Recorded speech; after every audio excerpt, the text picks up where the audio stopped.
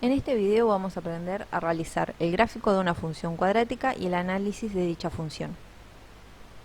A la función polinómica de segundo grado, ¿qué quiere decir de segundo grado? Que tiene el exponente mayor al cuadrado, se la denomina función cuadrática y su gráfica siempre va a ser una parábola. A los coeficientes de esta función, que en este caso los coeficientes los nombramos como A, B y C, siempre van a ser números reales. La única condición es que el coeficiente A no puede ser 0, tiene que ser distinto de 0. ¿Por qué? Porque si A valiera 0, dejaría de ser una función cuadrática. Luego les nombro los términos de esta función. Tenemos el término cuadrático, el término lineal y el término independiente.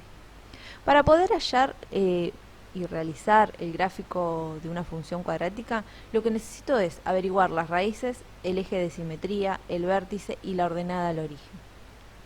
Una vez que hallo esos datos, los voy a representar a esos puntos en el eje cartesiano y al unirlos se va a formar la función cuadrática. Pero para esto tenemos algunas formulitas. Para poder calcular las raíces de esta función cuadrática, vamos a utilizar la fórmula resolvente. Esta fórmula resolvente me va a arrojar dos raíces. Recuerden que como estamos trabajando con una función polinómica de segundo grado, va a tener dos raíces. Luego, para calcular el vértice, tenemos que calcular el vértice en X y el vértice en Y.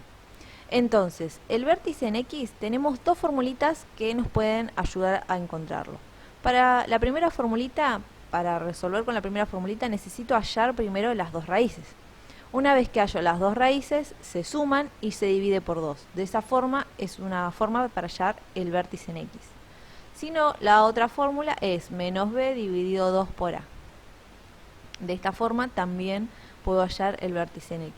Recuerden que acá en las formulitas ven que aparecen b, a, c, son los coeficientes que yo los nombré acá. El coeficiente a sería el número que multiplica a x al cuadrado. El coeficiente b sería el número que está multiplicando a x elevado a la 1. Y el coeficiente c sería el término independiente, el número que está solito. Bueno, después tenemos el eje de simetría, lo vamos a hallar una vez que hallemos el vértice en x, ¿sí? Luego, para poder hallar el vértice en y, lo que tengo que hacer es, una vez hallando el vértice en x, lo voy a reemplazar en la función. Es decir, si esta fuera mi función, en donde están las x, voy a reemplazar el valor que encontré o que hallé en el vértice en x. Al resolverlo, voy a hallar el valor del vértice en y. Una vez teniendo el vértice en x y el vértice en y, lo armo en forma de par ordenado, ¿sí? En el primero va el vértice en x y en el segundo par ordenado va el vértice en y. Luego tenemos el eje de simetría, que ya dijimos que es el vértice en x. ¿Por qué tenemos un eje de simetría justo en ese vértice en x? Recuerden que es una parábola, entonces la parábola es simétrica. A partir de esta parábola, de este eje de simetría, puedo graficar ambas ramas de la parábola de forma simétrica como debería de ser. Luego tenemos que la ordenada al origen dice 0 en x y ahí me va a dar lo que va en y. Y en y siempre me va a dar el término independiente.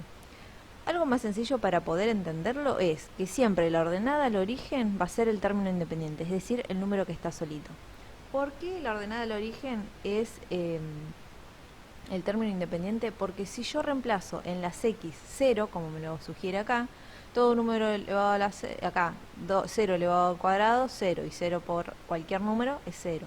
Acá lo mismo, 0 por cualquier número es 0. Se anulan ambos, el término cuadrático y el término lineal, y me queda solo el término independiente, ¿sí? Eso es lo que me está diciendo acá con 0, x igual a 0 y y va a ser igual a c, que es el término independiente.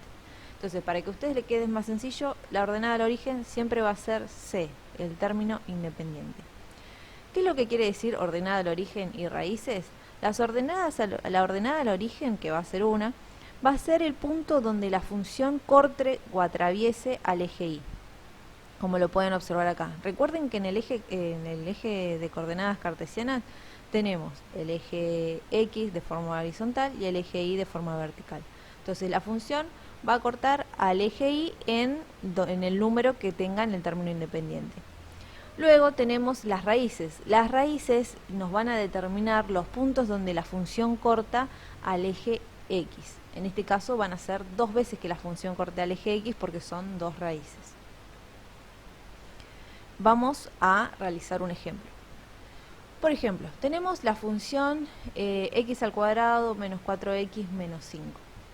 Entonces, teniendo esta función, lo primero que tengo que determinar es cuál va a ser mi a, cuál va a ser mi b y mi c, es decir, los coeficientes.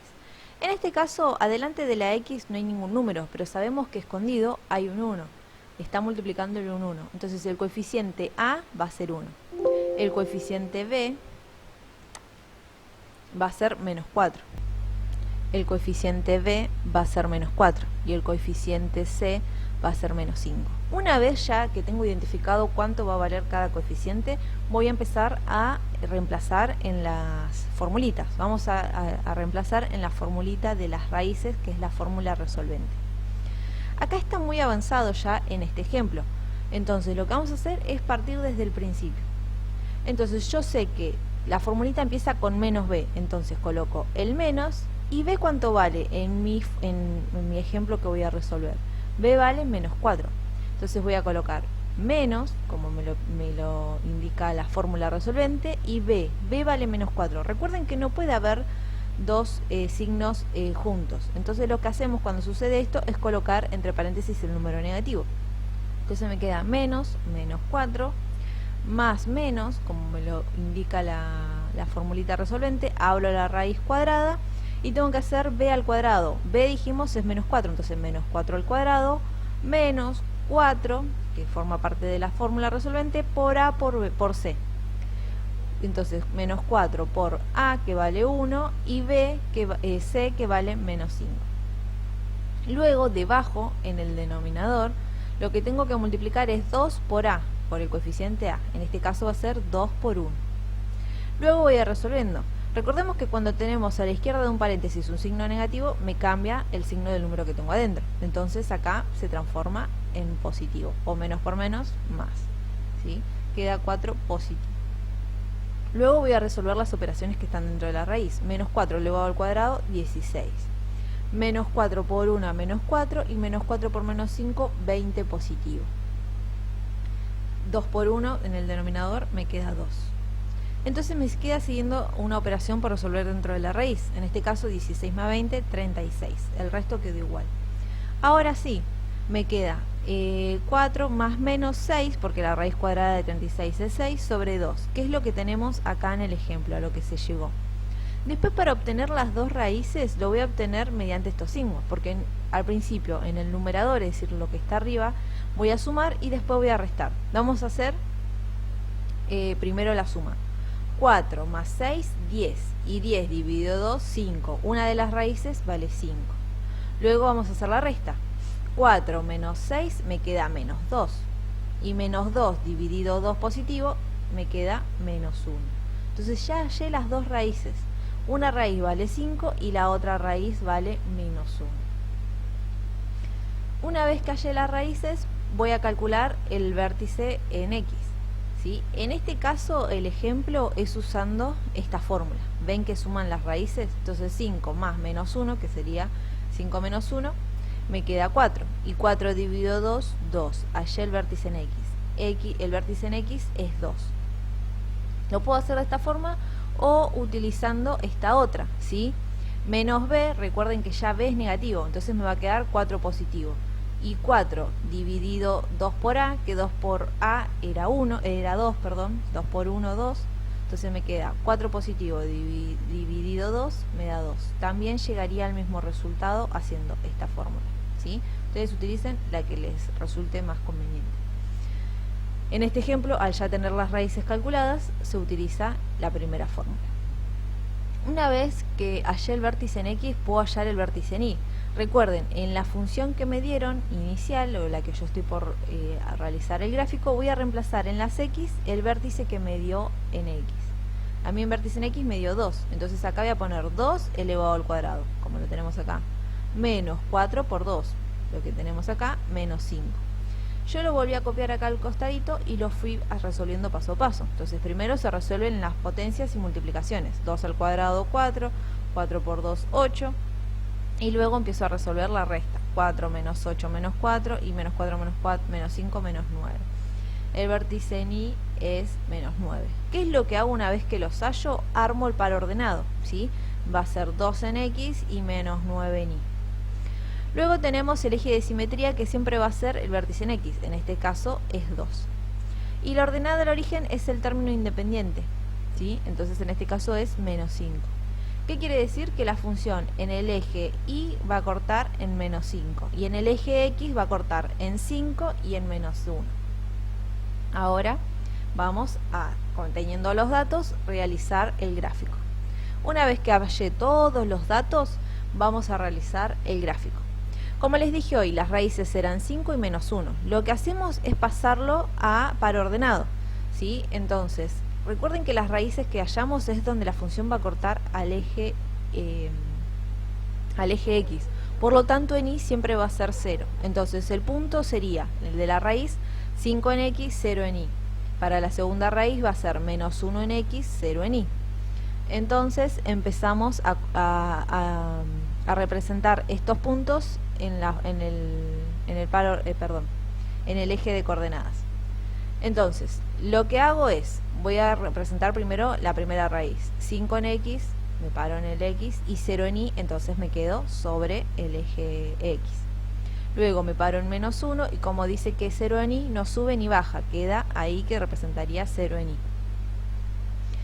Listo, tenemos los dos puntos donde la función va a cortar al eje X. Luego lo que hacemos es más fácil por marcar la ordenada del origen, es decir, en menos 5 en Y, me voy a parar en menos 5 en Y y voy a marcar otro punto. De esa forma yo ya sé que la función va a atravesar y va a cortar al eje Y en ese punto. Una vez que tenemos ¿cómo se llama? La ordenada al origen, vamos a poner el vértice. El vértice va a ser 2 en X, me paro en 2 y tengo que bajar hasta menos 9.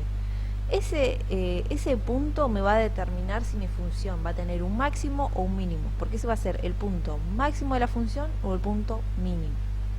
Ahora lo voy a explicar, ¿sí? Entonces marqué el punto 2 en X y me tengo que bajar 9 lugares en Y. Entonces ya marqué el punto 2 en X menos 9 en Y.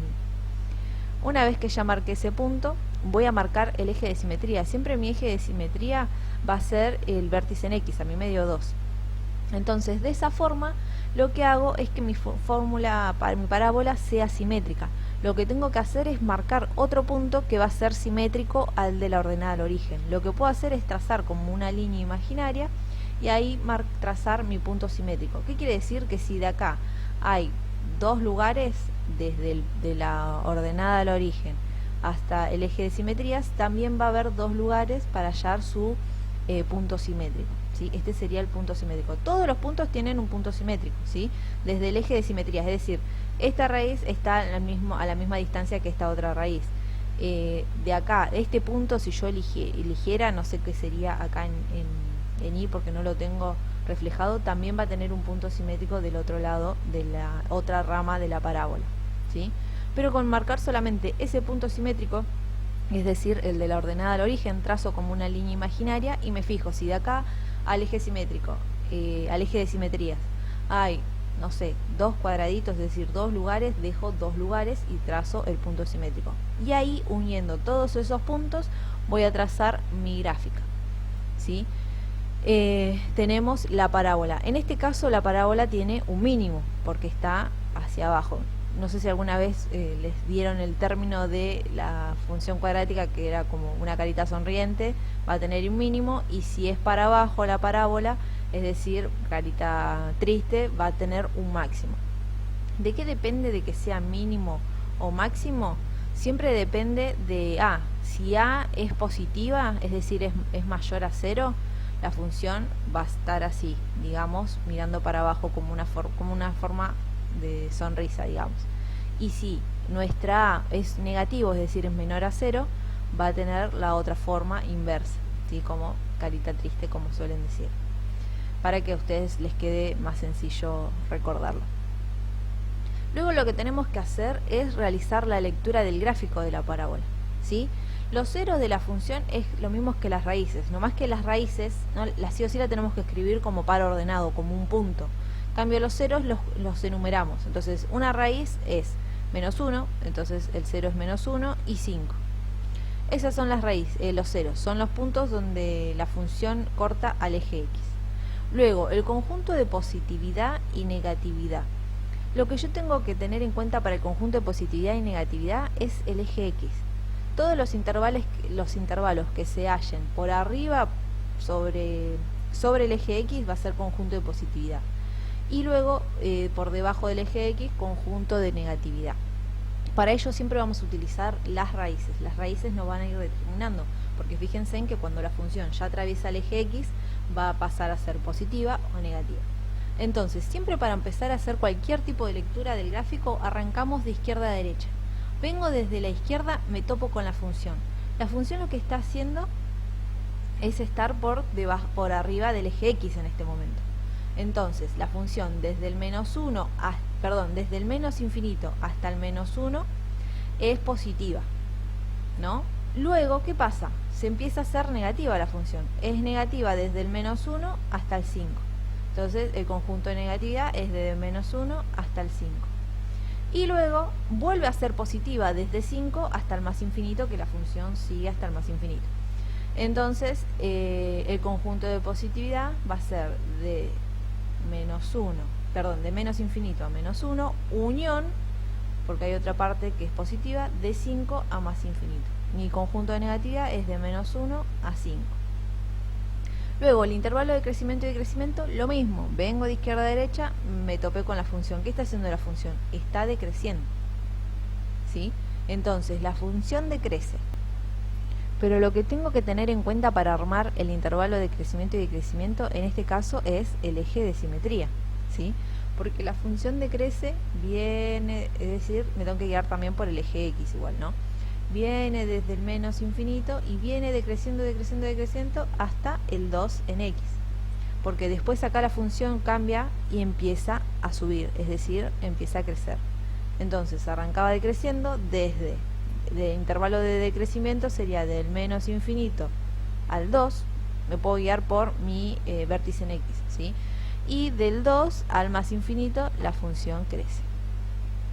Y en este caso, como aclaramos hoy, es el mínimo. Siempre el vértice, vieron el punto que hallamos, el par ordenado que hallamos, que armamos con el vértice en X y el vértice en Y, que en este caso era 2 menos 9, siempre me va a determinar si es un mínimo o un máximo. En este caso es un mínimo porque la función tiene un punto mínimo, pero si fuese invertida, ¿sí?, va a tener un punto máximo. Entonces acá no diría mínimo, diría máximo. Después, algo importante que a muchas veces nos cuesta entender es el dominio de la función y la imagen. El dominio de la función son todos los valores que puede tomar la variable independiente, es decir, los valores que pueden tomar en el eje X. La función en el eje X puede tomar valores infinitos, tanto positivos y negativos, porque yo en la tanto por ejemplo acá el valor, no sé, me paro en 12, me va a dar un valor en Y, una respuesta en Y. Me paro en 25 y va a tener un punto en Y también. Voy a tener puntos tanto para positivos y negativos del eje X. Siempre la función cuadrática va a utilizar todos los números que estén en el eje X. Si utiliza todos los números, quiere decir que va a utilizar desde el menos infinito hasta el más infinito en X. Entonces, esta función se puede decir que el dominio es desde menos infinito hasta más infinito, o los reales, ¿sí? Lo podemos representar de forma, recuerden que los reales representan a todos los números que nosotros trabajamos, excepto a los complejos. Luego tenemos que calcular la imagen. La imagen son todos los valores que puede tomar la variable dependiente, en este caso los valores que puede tomarse en el eje Y. Fíjense que al ser una parábola va a haber puntos en el eje Y que no tome. En este caso, fíjense que la parábola llega hasta el menos 9. Si yo me paro, tomo 2 en X menos 9, pero no hay ningún valor que yo represente en X y que al reemplazar me dé un valor, no sé, menos 10, menos 10 en Y, menos 11, menos 12. Si yo acá trazo líneas rectas, en ningún momento lo va a atravesar a la función, a mi gráfica. Entonces, lo que hacemos es, la imagen, como al ser una parábola, siempre va a estar limitada, no va a hacer todos los reales como en el caso del dominio.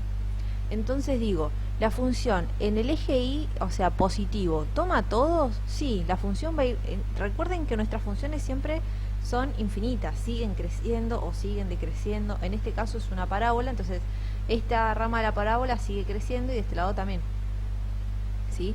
Es infinito. En realidad de este lado viene decreciendo, pero viene desde el infinito, desde arriba. Entonces toma un montón de valores en Y positivos, pero en Y negativos solo puede llegar a tomar hasta el -9. No puede llegar a tomar valores como -10, -11, como dijimos hasta el momento.